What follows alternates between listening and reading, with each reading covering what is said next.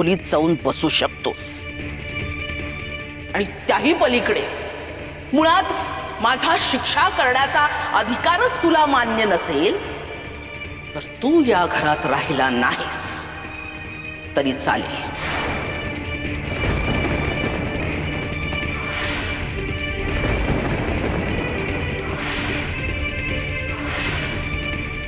स्पष्टच सांगतेय तुला।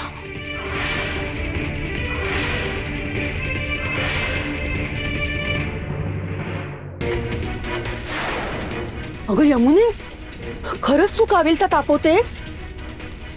याचा चटका फार वाईट असतो ग। चटका लागला ना तर चामडी सोलली जाते। मग चकुला अशीच शिक्षा झाली पाहिजे ना? अगं तुला माहितीये ना त्या सखूला चेटकीण वश आहे। आठवतंय तुला?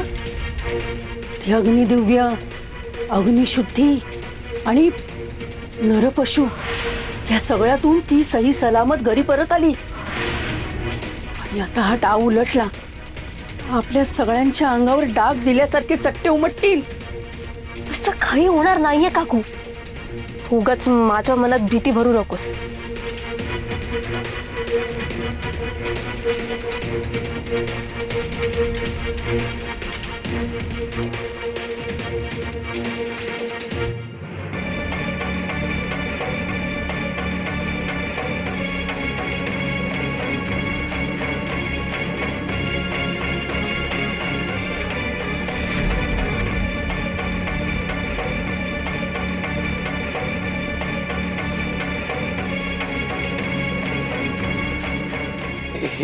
हे काय रमाई, डाग देतेस?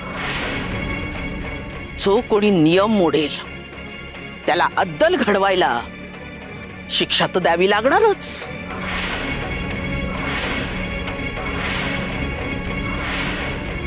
सखूच्या आता कायम लक्षात राहील विठ्याचं नाव घेणाऱ्या तिच्या जिभेवर चरचरीत चटका दिला, पुन्हा त्याचं नाव जिभेवरच काय तिच्या मनात सुद्धा येणार नाही। नको, नका ना सासूबाई, नका ना। अहो तुम्ही तरी सांगा ना। हो काय बिशात तो सांगेल। यमुने, जाऊ बाई, घट्ट धरा तिला जरा। अरे रमाई, अगं आई,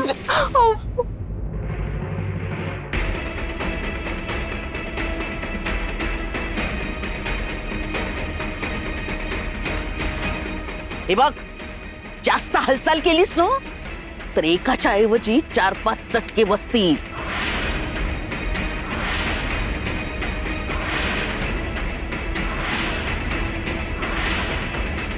नका ना सासूबाई, सासूबाई, अहो सासूबाई, नका ना, नका ना सासूबाई, अहो सासूबाई, नका ना। अहो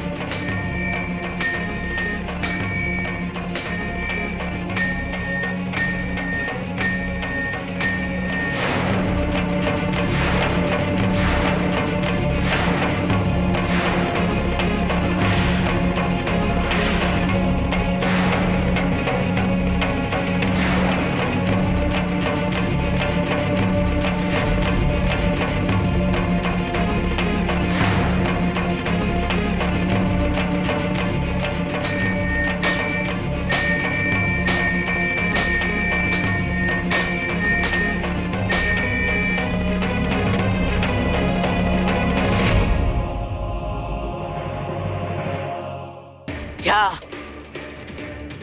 आतापर्यंत दिगू सखूची आरती ओवाळत होता, आता त्यात यांची पण भर पडणार। रमाई, हा सुद्धा सखूचाच डाव आहे। ती दिगूचं मन भरून टाकलं, तसंच बाबांच्या बाबतीत केलंय। काढा पाचताना काय काय मनात भरवते कोण जाणे। बरोबर बोलतेस तू, आज या सखूला मी काही सोडत नाही. सासूबाई हो. बाद झालं. बाजूला व्हा. बाजूला व्हा नाही तर सासूबाई थांबा.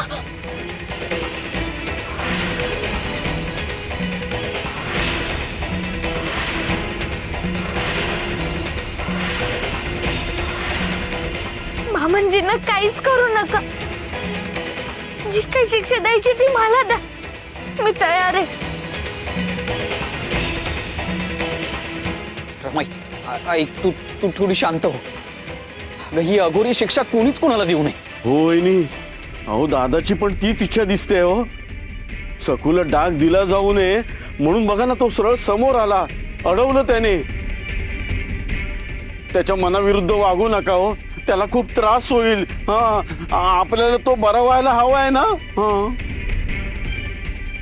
जाऊ बाई, आता सगळं सुरळीत चाललंय ना. या दुष्ट शक्तींना डिवचू नका हो. क्षमा करून टाका सखूला.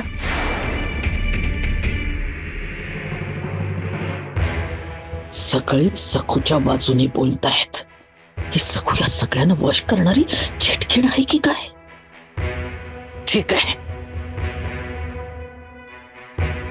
चूक सखूची नाहीच आहे ना.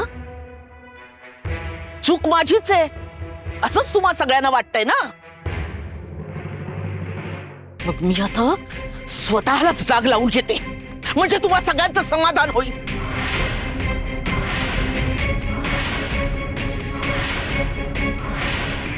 हे काय करतेस तू रमाई? अगं मी म्हंटल ना, ही अघोरी शिक्षा कोणीच कोणाला द्यायची नाहीये. रमाई सोड, रमाई सोड तू. गरम पाण्याला कशाला धरलं? वाजला ना. भासू दे.